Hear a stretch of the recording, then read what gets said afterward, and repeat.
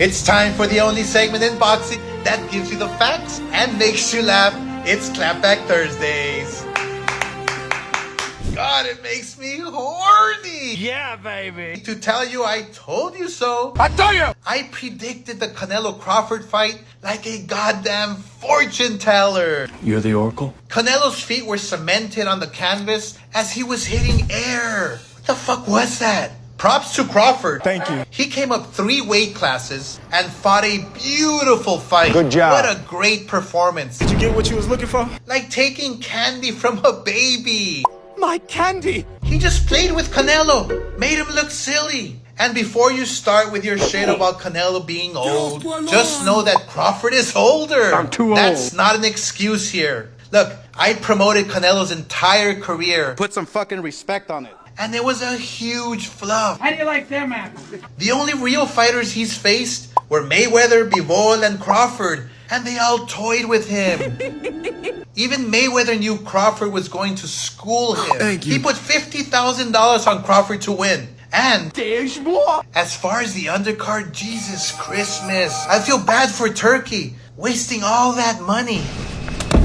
You have to fire your matchmakers, Turkey. You're fired. It was the biggest fight of the decade, and your matchmakers, not you, your matchmakers What are those guys? put on that undercard?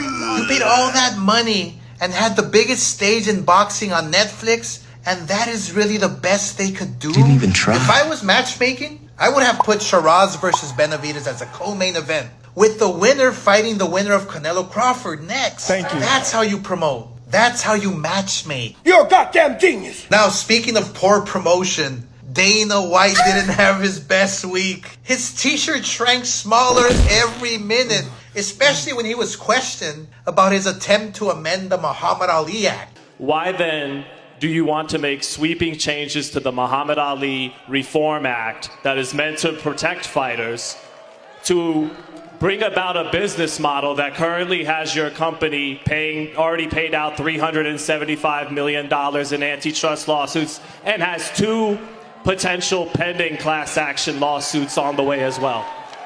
Well, this is obviously a long discussion. Dana, my follow-up is, if TKO can't make those changes to the Ali Act, will you still invest in the sport of boxing? Will you compete in the market? Listen, if you want to be an asshole, let's do it in private and we can do an interview. So you're saying this reporter is an asshole because he's asking you a legitimate question? Yo, fuck that dude. That's because the Muhammad Ali Act protects fighters, and TKO needs it to change so they can fuck fighters over. Sorry, Uncle Fester. You can't muzzle the boxing media like you do in the UFC. That's right. And after this debacle, he decided to skip the undercard and shows up in the beginning of the main event where he's just watching the UFC on his phone the entire time.